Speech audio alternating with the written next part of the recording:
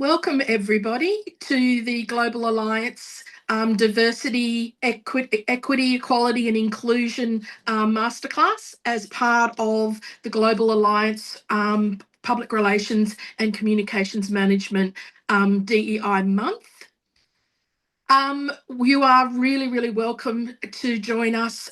We have got some great experts and colleagues from around the world that are joining us to contribute to this conversation.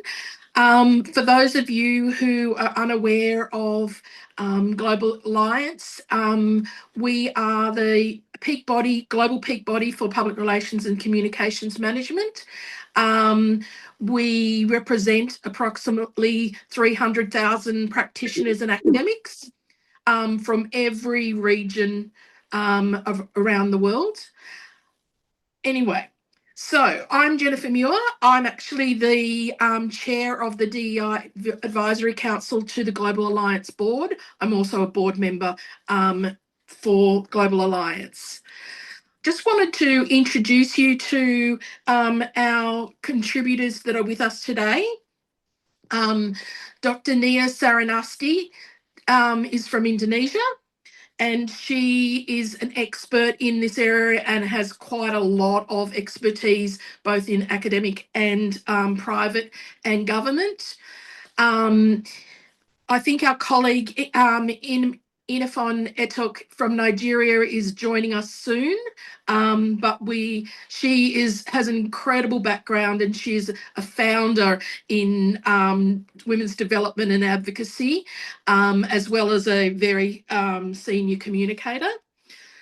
Arif is joining us from Bangladesh. His background in human relations, both in corporate and academic, in a university.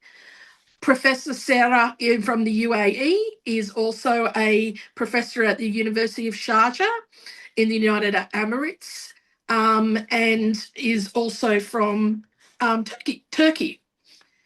So we're kicking it off. We're going to do a little bit of an overview just to set the scene for you all, and then we're going to jump into a conversation. If you have a question or you want something clarified, please put it in the chat and we'll try and get to it. But Matthias, would you be able to load the presentation for us? Okay. From slide 1, please.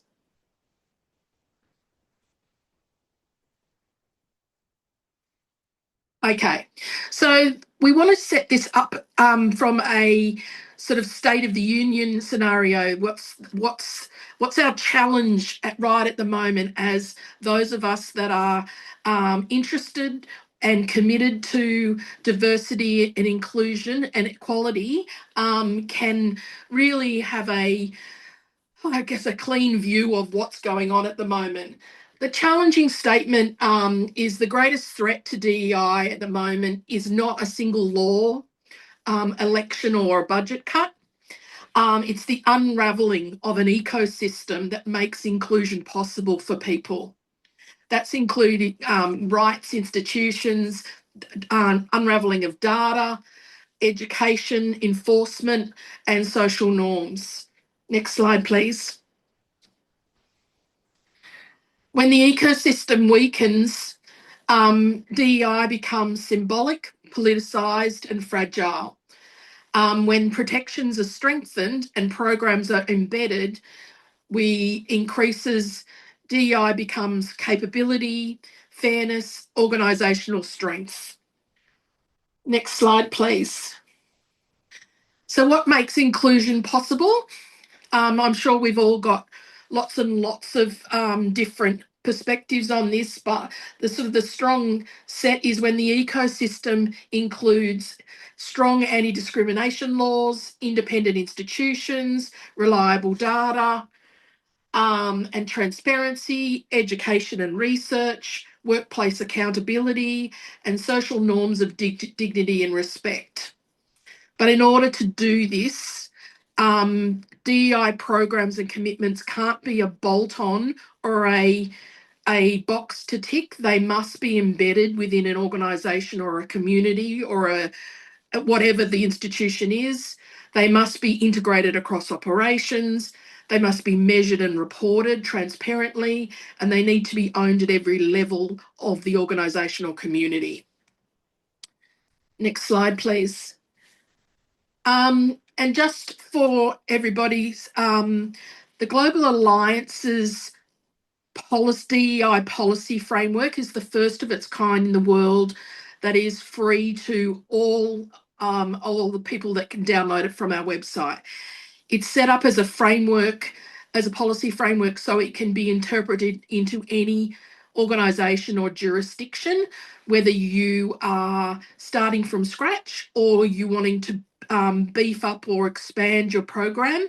The framework can definitely help, and it definitely also puts you on with a gold standard of policy and framework to go by. It's aligned to all the UN's capabilities and outlines, so you know that it's anchored in a really good place.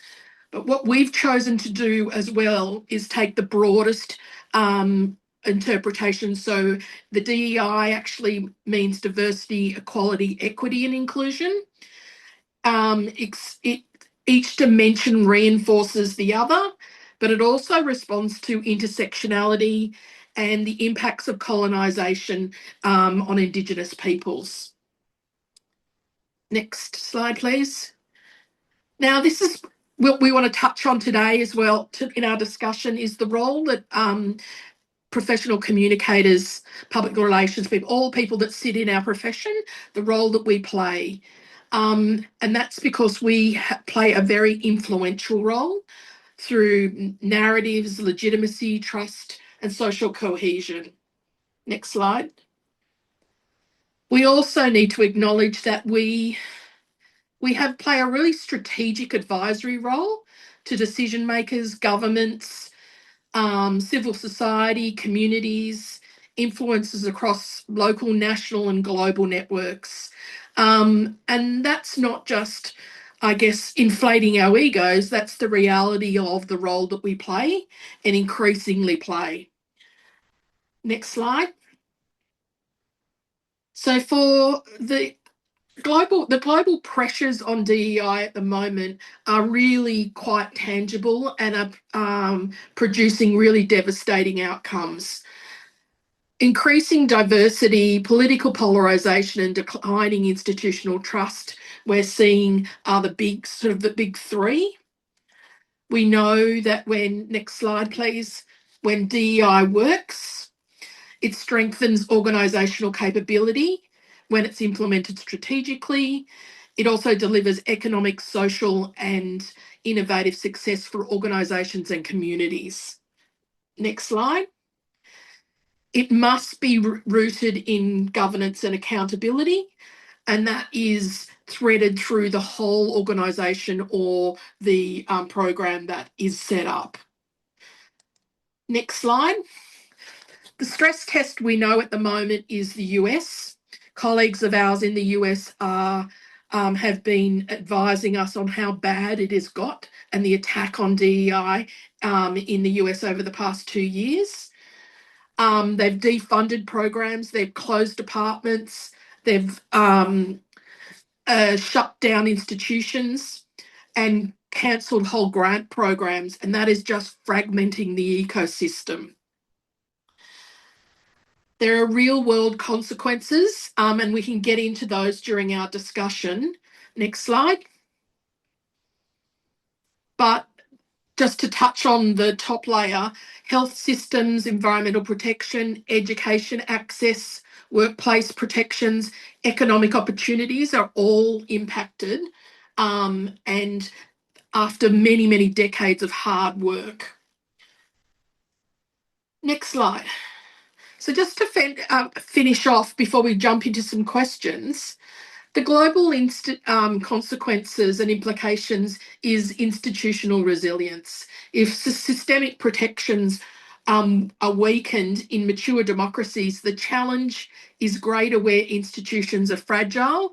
In emerging democracies, where they are being encouraged to embrace diversity and inclusion, yet enormous amounts of investment in time and resources and commitment to the cause need to be made over decades. So we need to support those emerging commitments as much as we can. And I'll finish there, and we'll go to our panel members so that we can get into some questions and learn about some examples and initiatives. So thanks, Matthias, for the slide deck. So all of my colleagues here, thank you for allowing me to jump through that. Oh, Ini, hi, welcome from Nigeria. Okay, can I go around all of us, and if you can please sort of give us your best examples of DEI programs that you've been involved in or you know of, and sort of initiatives that you think really stand out in the way that those programs have been developed. Serra, do you want to go first? Thank you very much, Jenny, for moderating us and for this wonderful introduction that set our discussion today. I will reply to your question, but maybe I will approach diversity, equity, and inclusion from the higher education perspective first, because it is one of the challenges as well. I am a former communication professional and academic, and currently I am a master's student in leadership in higher education. And my master thesis, which I will start working on, is actually on diversity, equity, and inclusion in strategic planning of higher education institutions. So I just want to link why diversity, equity, inclusion is in higher education is important, because we are very much interconnected. We are living in a very globalized world, and diversity, equity, inclusion in higher education are the institutional efforts to ensure that students, faculty, and staff from all backgrounds have fair access, participation, and success in academic environments. There is one thing we should not forget. Diversity, equity, inclusion could be in policy statements. But as we all know, it is not only about policies, it is about communication, perception, and the institutional culture we will create. When we look at the higher education institutions, which are also one type of an organization, we may see diversity, equity, and inclusion shaped by institutional messages, shaped by language and communication, shaped by representation, shaped by stakeholder interactions. So therefore, in higher education institutions, the mission, vision statements, the leadership's communication, whether it's a multi-language environment, whether faculty, students are coming from diverse backgrounds, whether they are represented, there are mechanisms. So these are all very important things. Also, as we know, it is diversity, equity, inclusion is very much linked to global education agendas, UN Sustainable Development Goals and UNESCO frameworks. And it is not just also a moral issue, but also it is an institutional performance factor. I would like to stop here by making one maybe sort of a provocative comment based on literature that I reviewed. As we know, diversity, equity, inclusion has been discussed among different professional groups, and the research has grown significantly in recent years. However, it is implemented differently across regions. When we look at the studies conducted when we look at the research that has been done, mostly these studies are conducted in Western countries, especially in the United States, and there is a limited studies from Global South, Middle East. So therefore, a broader perspective is needed to better understand the challenges and practices across diverse higher education systems. And I'm quoting a research paper written by Dr. Yanıkoğlu in 2025. So we need to have a broader global perspective to understand the challenges and practices in the higher education system. Thank you, Jenny. Thanks, Sarah. Dr. Nia? Yes, thanks, Sarah. So just because I'm in the communication, so I would like to focus that DEI is not just an HR program only, and I think a lot of the activities that is happening is looking at whether there is work opportunities, etc., in regards to better pay, and things like that. But I would also like to look at it as a communication perspective, because we are from the communication side, and because Indonesia is so diverse, it doesn't mean that it's inclusive, right? So I want to focus more on the things that is very much relevant for Indonesia. Sorry, I suddenly got a sore throat. But is that we need to be investing in cultural intelligence because of that diversity. How can we actually make it more inclusive? So we cannot just accept what Global actually says about DEI, but we need to look upon things that are relevant for us. So for example, the ones that I see very successful is being able to include indigenous communities, how to involve them as part of the planning process as well, not just giving them, this is the things that you should be able to take advantage of, but keeping them as part of getting their trust. I think that's main important. And then the other one is on women economic empowerment. So a lot of the women in Indonesia are very much enterprising, I would say. So they should not just be, it's just not a matter of giving a job opportunities, but being able to increase their economic development, which is very much relevant to also decent work and economic growth, right? And this is very much also relevant to the community engagement that is needed, because majority of the businesses are actually small, medium, and even micro enterprises in Indonesia, even though the wealth is around the 10% of the business, right? And the last one is being able to reach the new generation. So youth and sustainability is key, and I think that this is the what we call the Generation X now, is the ones who are very much critical about the things that we do. So as youth, they're probably more critical, and they request for dialogue, authenticity, and participation in regards to how they can manage diversity, inclusion, and equality. So that's from my standpoint.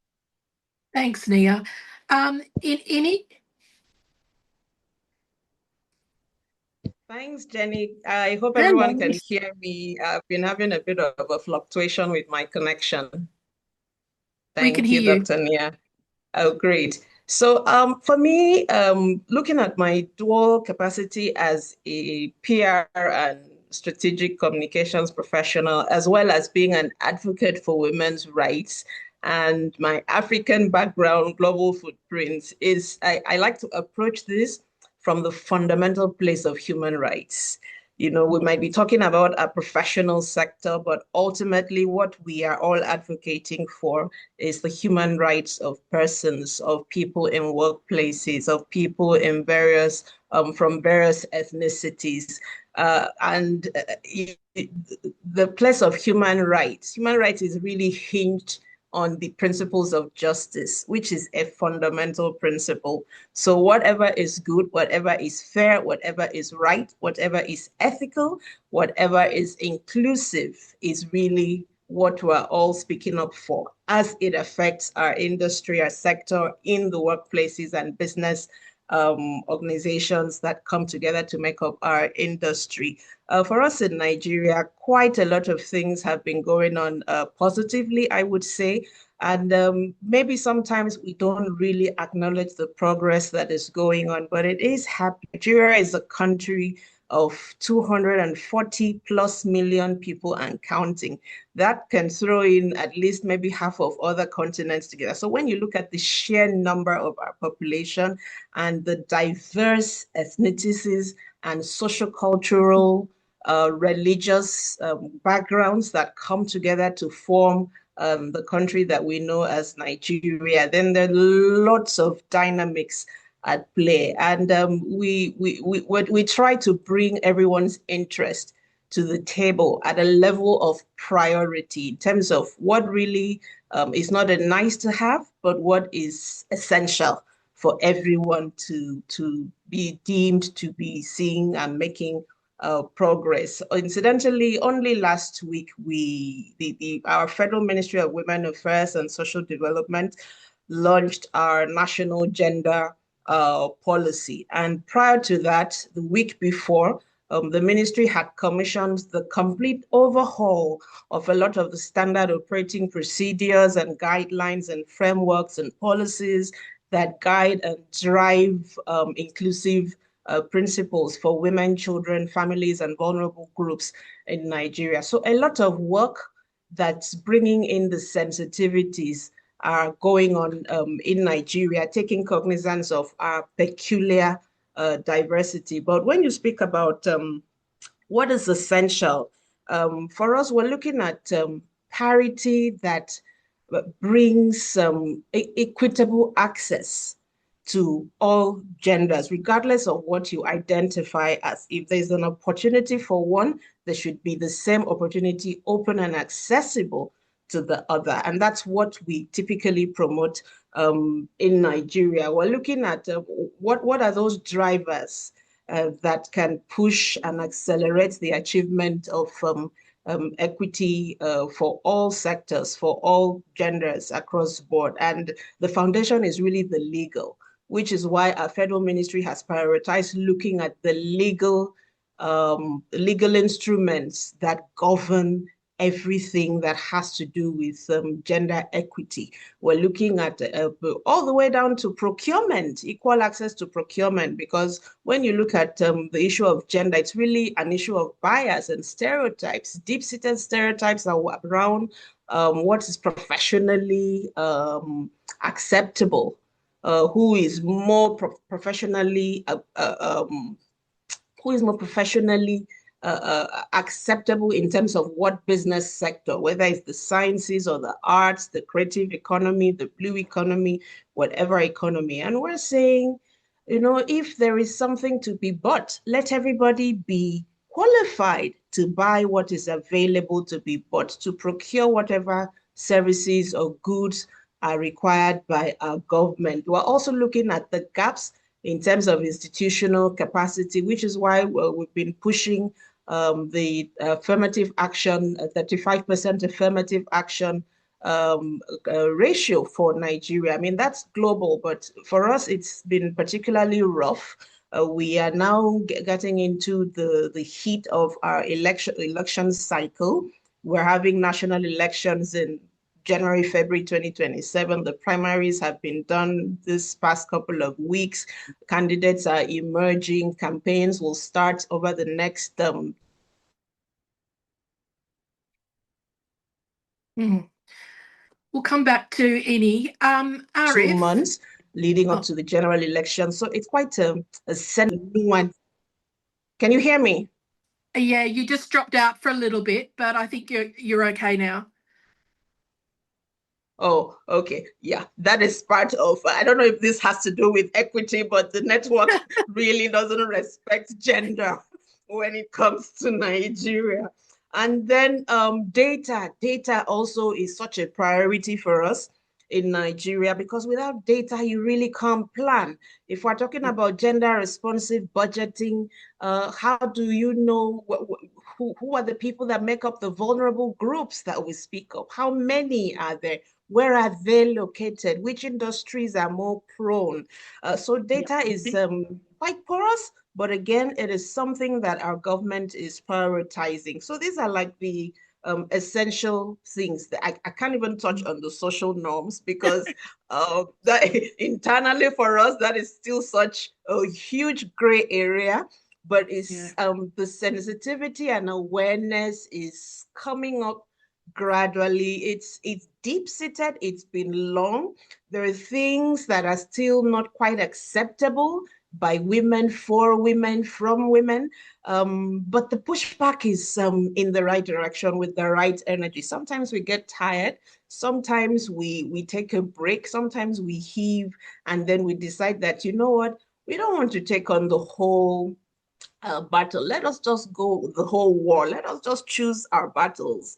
And our battles in Nigeria really have to do with the economic empowerment of women. Because if you don't even have the money to fund the things that affect you personally, where do you begin advocating for more global issues that affect people on a more global scale? But it's an interesting place to be. It's an interesting time to be working in this space. Progress is happening. It is slow, but it is happening nonetheless. Thank you, Ini. Arif, in Bangladesh, I just want to jump to sort of a new question or a new lens. In Bangladesh, as Ini, referenced, what are the cultural barriers and social norms that you thinking are the biggest challenges for people who are champions for diversity, equity, equality, and inclusion? Okay, thank you. The main challenge actually we face, I will go to the issue first, then the challenges, as the main issue is like women empowerment, employment, and education. This is the main issue we are facing. And the main challenge is still a lot of people, especially in the rural areas, they think that women should focus on domestic works. They should prioritize those things rather than building a career and do job or go for higher education. So today I was talking with a girl from ethnic community, and she lives in a remote area of Bangladesh. And she says that when she was going for higher education, that means post graduation, then everyone from her community was saying to her that you have already done your graduation, that's enough, you have studied a lot.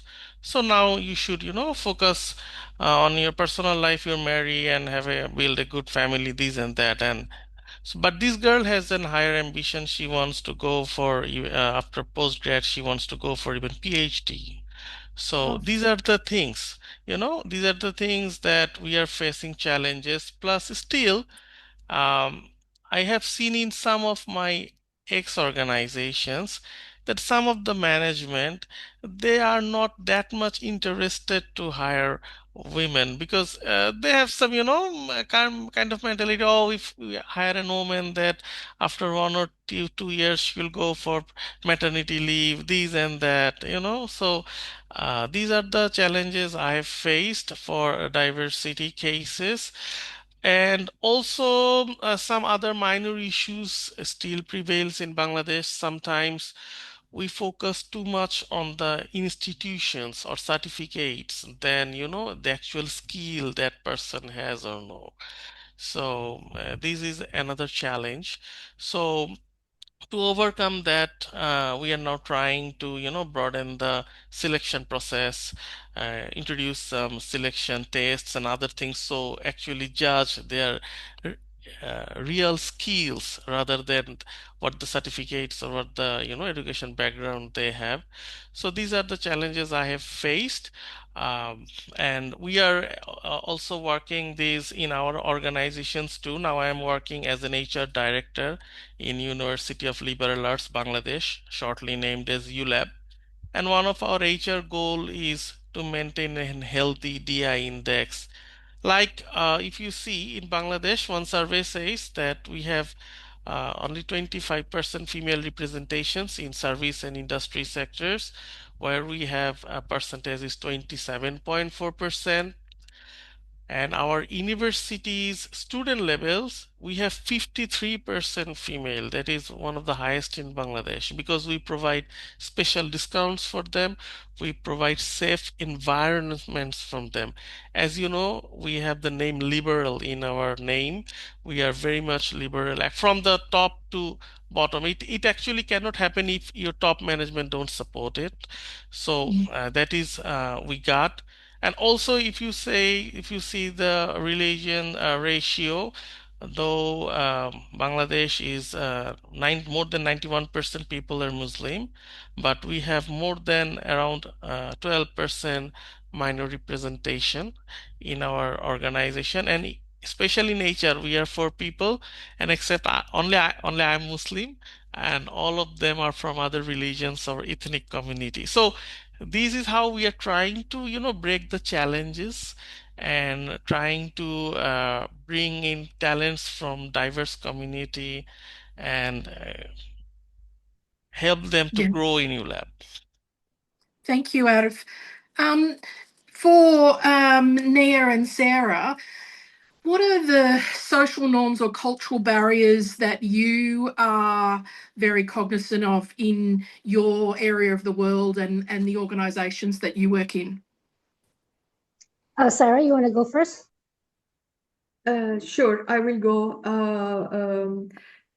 Is it okay, Jenny, if I talk a little bit about the drivers in the region and then move ahead with your second question? That's fine. Sure. I want to approach this, thank you, through like in organizations and in the higher education organization. This is rapidly developing, and especially in the GCC countries. And why this is so? Because this is very much linked to the transformational agenda of the countries. And especially the region has made, GCC countries has made significant progress in increasing women's enrollment. What we see is that the rapid economic development has increased interest. When we look at the GCC countries, especially UAE, we see that organizations have become more diverse due to globalization and expatriate workforce. But even the Middle Eastern workplaces is becoming increasingly, diverse. Its implementation can be a little bit complex. So what could be some of the issues related with that? One of them is, for example, it could be that this concept has been considered as a concept coming from Western background. So it is not really very much linked to the local culture. This could be, for example, one of the reasons. The other thing I can say is that even though women are in education and there could be situations in some countries that they are underrepresented in leadership roles. Also, another thing is, again, as I have highlighted, these concepts coming from the Western world, they may not be understood very clearly. So, in other words, cultural values and traditions can influence how diversity and inclusion are understood. Another maybe challenge or barrier could be highly multicultural workforces that might exist. There could be differences in language, culture, etc. Again, there could be a resistance to change. And maybe one other barrier could be the nationalization policies of countries, for example, Emiratization, Saudization. They aim local employment to increase local employment. But this can also be a problem with principles of equal opportunity and inclusion for expatriate workers. So overall, this concept is very important, and legal and policy frameworks are taking places, but there is a little bit way to move around these issues that I have brought up when I look at the literature. Thank you. Thanks, Sarah. Nia? Okay, wait. Am I on? Yes, you are. Okay, great. So I already mentioned that Indonesia, Indonesia is quite diverse. So, sorry, I just got it.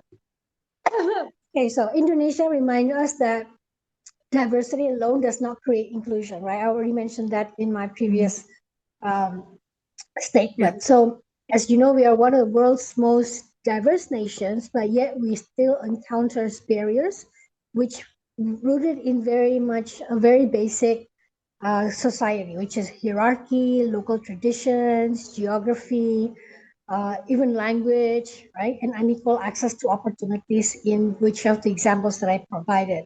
So I think one of the things that I see, it's like most of the communities are they are supposed to do this. Policy says you have to do this. But I think when I look at this, especially in the aspect of engagement, is that communities will be able to respond best when they are treated as partners rather than audiences. And I think they would prefer to be involved, or I say the term would be more of appreciated, that they are also contributing, not just told upon, or this is the rule, or this is what the policy says. So when working with women in different aspects, either in the corporations or within communities, is that they be more effective as well in regards everyone has a monitoring evaluation and have better impact when people help shape the programs instead of just receiving them. So inclusion means collaboration with the people that you would like to engage with. So that's the challenge that we have within the leadership, or even people, especially in the government. That's what I see it. Yeah, well said, Nia. I just want to sort of move on to our profession. If we can just think about sort of our profession, obviously your own careers, but our peak bodies in our countries and our institutions, education institutions, for our profession. Across the world, we've got a predominantly female industry or profession, depending on which part of the profession you're kind of coming from, but it does attract women to have career paths through professional communication and public relations. And looking at DEI also, not just as a gender thing, looking at other barriers as well for people with disabilities and other lived experiences of exclusion or minorities. Can we reflect on how our profession plays a role in being champions or stewards for DEI? Ini, do you want to go first? Yes, I would like to. Interesting question.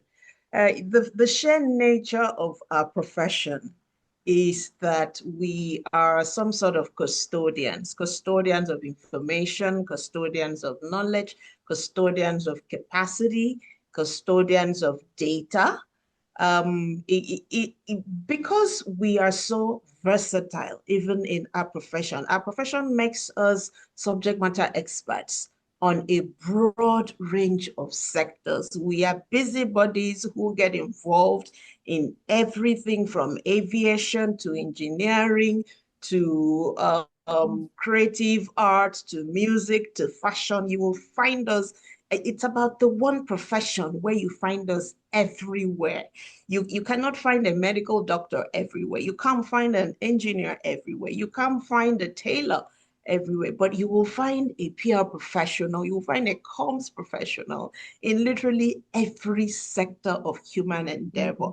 What that means is that as we operate in those sectors, we have to be the custodians of the data that drive business interest in those sectors. And if we make that such a prime concern of our industry, then every other sector will fundamentally look towards us to shape, to guide, to decide, to determine what they should prioritize so that their own business sectors show up optimally. So I think that for our sector, for our profession, we can really do a lot with the information gathering role, with the data gathering and data mining capacity that is innate in our profession. And if we use that to perhaps have our own global index, performance index on DEI for sectors, that's a good place to start because we must always operate from what is a strong point for our sector. And being the drivers of knowledge of information gathering is something that we can really build on. So if as Global Alliance, as public relations professionals, we can sit at the top of the chain of driving that index globally, nationally, and we step it down to sectors. So annually, we can begin to roll out that index and then domesticate it country by country, sector by sector. So people know how did we perform last year on our DEI index within our sector? What is the advantage? What is the, how are women, how are different groupings of people faring in terms of opportunities, in terms of access, in terms of career climb, in terms of whatever value they bring to the sector. So that is one strong thing that we can build on. The other thing is just also strengthening the SOPs that guide even our own sectors. Let's have more. The beauty of our sector is that really we should be one sector where no gender should have any complaint, because so long as you've got a mouse and a brain and you can figure things out, you're good to go in this sector. That is the beauty of it. So we should not have room for all the nuances that make people feel that they're not included in things. So we can lead from the front with this, driving our data gathering capabilities and using that to drive progress on DEI across business sectors. Yeah. Serra, what's your thinking? Actually, your question made me go back to the date where I started my profession. And at that time, I remember that the clients always approached us for media relations. But as time passed, I have seen very different needs and specialization becoming important both in the professional world and in academia.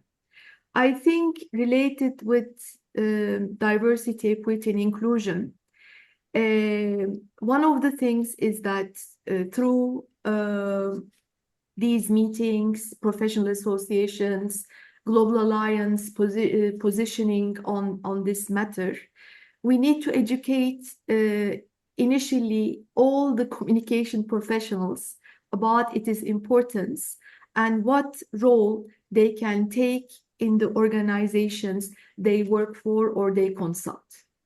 Also, further research should be conducted in these matters again, when I was preparing myself for the webinar, I come across that research on this has produced mainly in medical field and in health communication.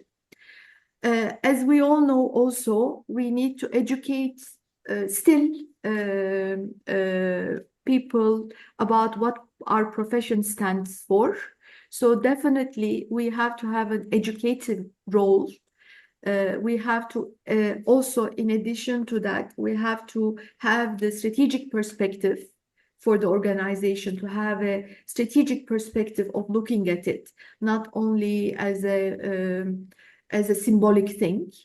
And of course, when I look at the implementation aspect as well, I can see this in language, the attention we should give to the documents we prepare, we circulate.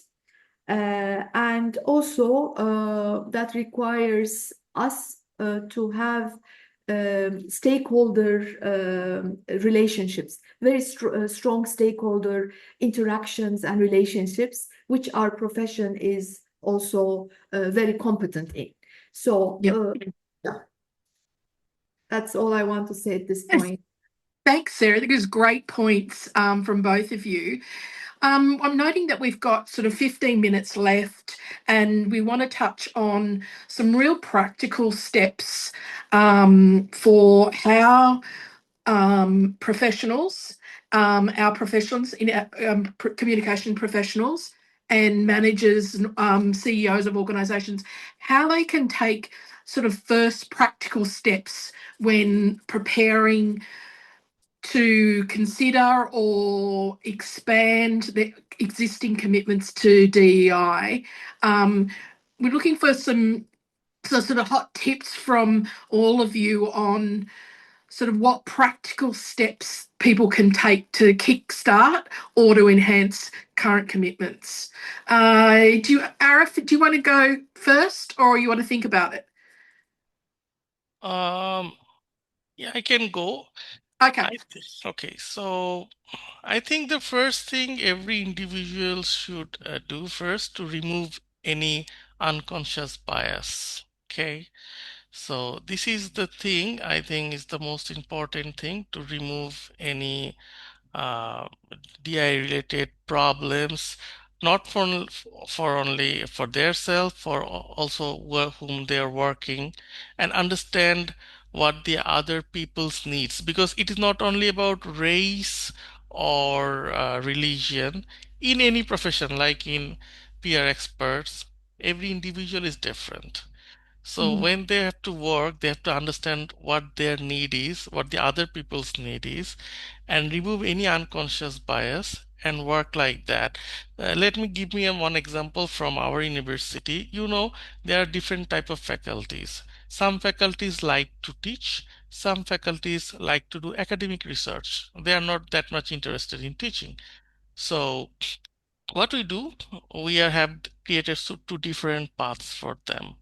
Okay, so if you want interested in teaching, you can do that, or if you're interested in academic research, you can do that. And each and have an transparent and equal, performance appraisal system. So same thing goes for the PR guys and communication guys, or who are have an dream of becoming so a successful one. So first of all, you have to understand yourself, your strength, also the other people's needs. Don't for your own benefit, don't belittle or harm other people's dreams or something like that. And a major important thing is be the advocate of DI. We HR professionals, we sometimes go as speakers in different institutions. We can focus on these things, that you can remove your unconscious bias from your family, from your mindset, from your society.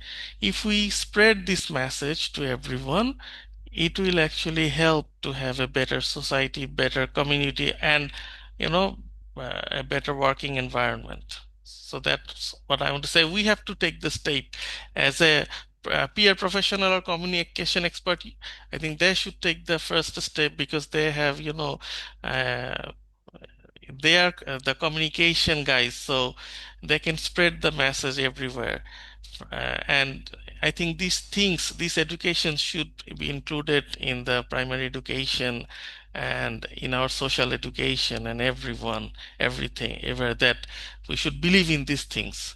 Not only, learning and this thing, but practically we are following these things. Thank you. Thanks, Arif. Nia, what are you? Your Sure. hot tips. My hot tips. I think very basic communication skill is listening. And I think that's something that even in Indonesia, we're very much talkative, more communicating things that we want to say rather than listening before we plan, right? So I think we just need to do that, especially C levels or even high level government officials who believe they have a good program, but they're not sure, but they're not actually listening to the community. So, and then second is to examine who is actually missing from that conversation. So it's not just looking at the pictures looks good, but also saying who is actually not in those pictures, right? And the third one is really evaluate on the communications that we want to reach, because going back again, I'm very much of a person who wants to look into how people feel genuinely being involved. Yeah. So that's my. Thanks, Nia. From a you've sort of been in this space from a development space as well. So thinking about what practical first steps can be, and I just thought as well, for some people in our community, they'll be wanting to embark on this without having potentially the legal support structures in the country sort of up to scratch. So they're kind of being first frontier people, to encourage them to sort of what first steps to take if they are being champions without that sort of scaffolding around them. Yes, a fantastic question. At the level of organizations, with or without a national legal framework in that country, they can start with basic standard operating guidelines to guide and shape organizational practice. And essentially, these are not complex issues, but just little frameworks that guide everybody on what is acceptable and what is not acceptable. And beyond this, because it's one thing to have that framework guiding the organizational practice, but to keep an eye on how it's being implemented and how we're tracking progress. A quick win to safeguard that is to include that reference in our annual reports.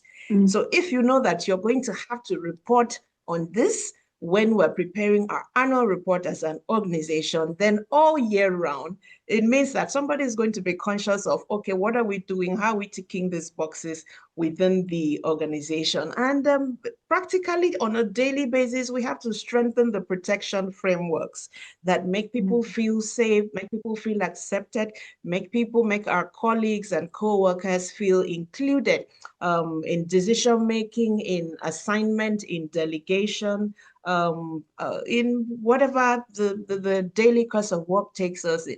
And programmatically, we can also try to implement some little evidence-based communication campaigns that continue to throw more light on these practices. I will still end on where I started, that all of this is hinged on individual and collective respect for human rights, because human rights is directly attached to the justice system. Without justice, we cannot be talking about equality, equity, whatever nomenclature you want to go by with them, because there can be no gender equity of any sort without justice, because this is where justice is where decisions and decisioning are implemented. And that is where people feel that they have been rightly or wrongly served.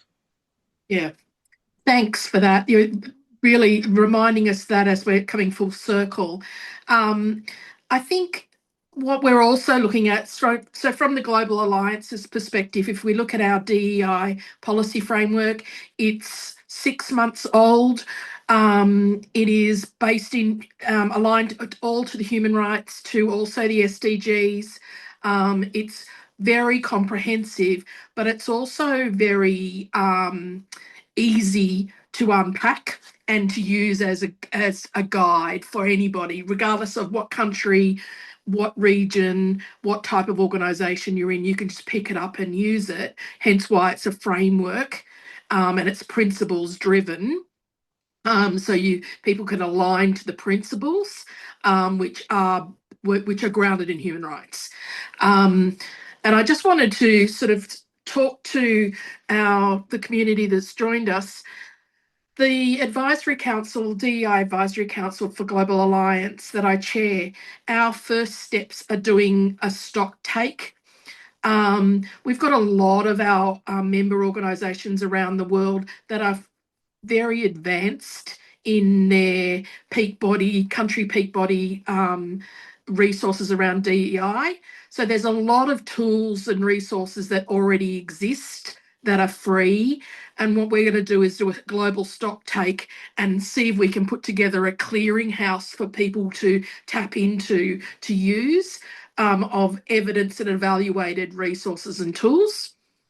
And the first priority is going to be to reach out to all of our members, CEOs and local boards, to firstly make them aware that they've got this framework available to them.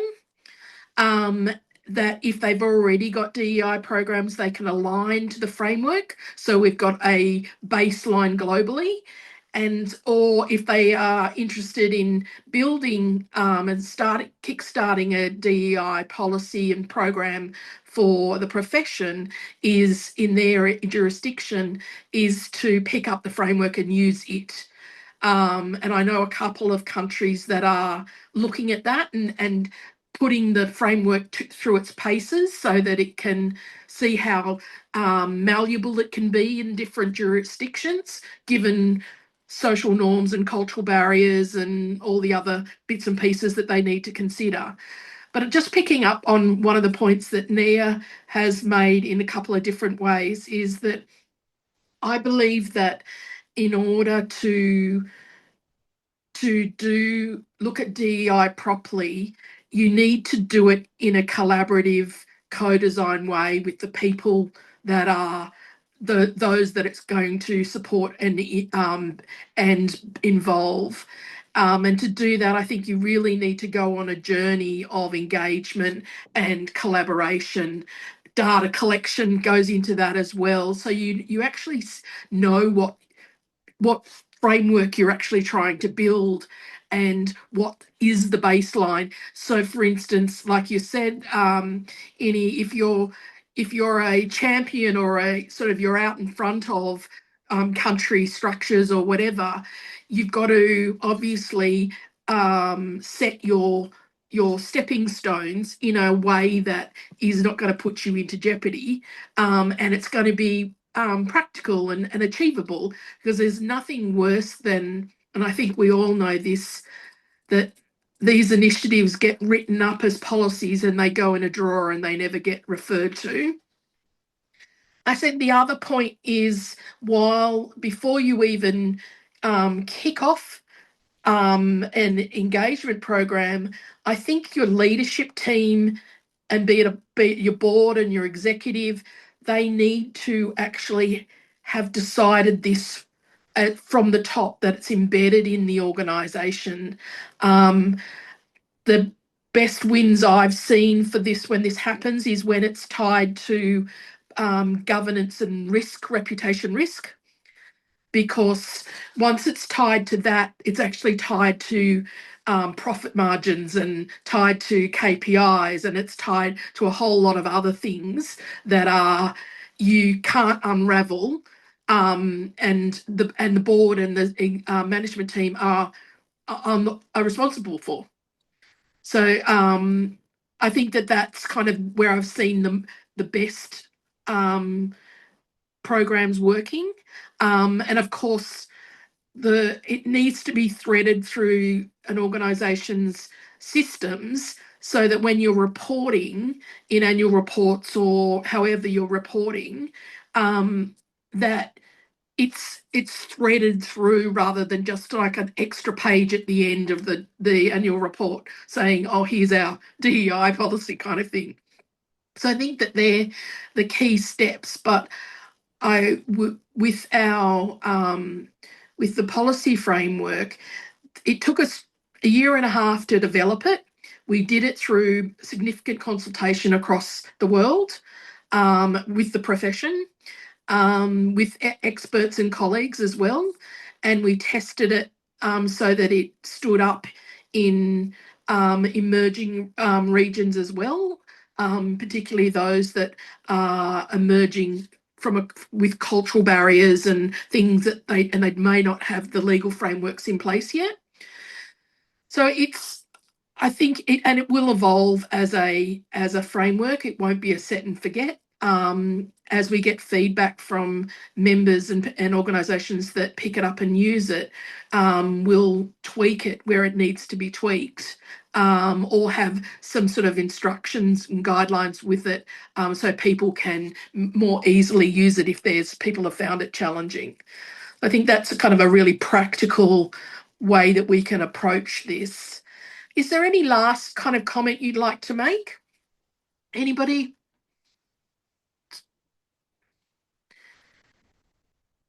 Maybe one small thing, Jenny, when you talked about the leadership, maybe one practical way could also be to evaluate leaderships based on their DIA commitment, how they do, how do they perform in this. Could be also something like a motivating factor in organizations. I truly believe that convincing leadership is one of the important steps for communication professionals. And as all my colleagues have said, you touched upon also listening, communicating, and collaboratively engaging in those is our... Arif? Yes, so I will say that we can all make a beautiful world if we can accept the diversity, respect each other's, and spread the love of humanity. And the most important thing is for the communication guys that I will request you that when you draft a message or communication, please check twice if it hurts someone's emotions or not. That is very important. That a message can be delivered in different ways. So be gentle with others, accept diversity, and respect others' opinions and things, and also ensure that they are included in your works, in your thoughts, and your everyday life. That's what I want to say. Thanks, Arif. Nia? Yes, I believe that one of the biggest lessons in regarding DEI is that inclusion is never finished, because society changes, technology changes, expectations change, and therefore us as communicators must keep learning as well, so we'll be able to reveal the stories about people that we want to highlight, right? And creating those spaces where people can tell their own stories as well. Great. Ini? For me, my last words, I want to say, when we think diversity, when we think equity, equality, inclusion, let us not just go, oh, here they come again. Rather, let us look at the higher objective of building resilient work teams, of building resilient institutions, because these are the fundamentals that enable the kind of resilience we need for today's economy to really grow and thrive and build businesses that outlive us. So I hope that we all take this with the open-heartedness that we have all spoken about today, and may the world be so much better because of it. Thank you, everybody. Thank you to our community that joined us, wherever you're coming from. please visit the Global Alliance website to download the framework. It is free. And if you want any information or to talk to myself or the advisory council, just email through to our office and they'll put us in touch.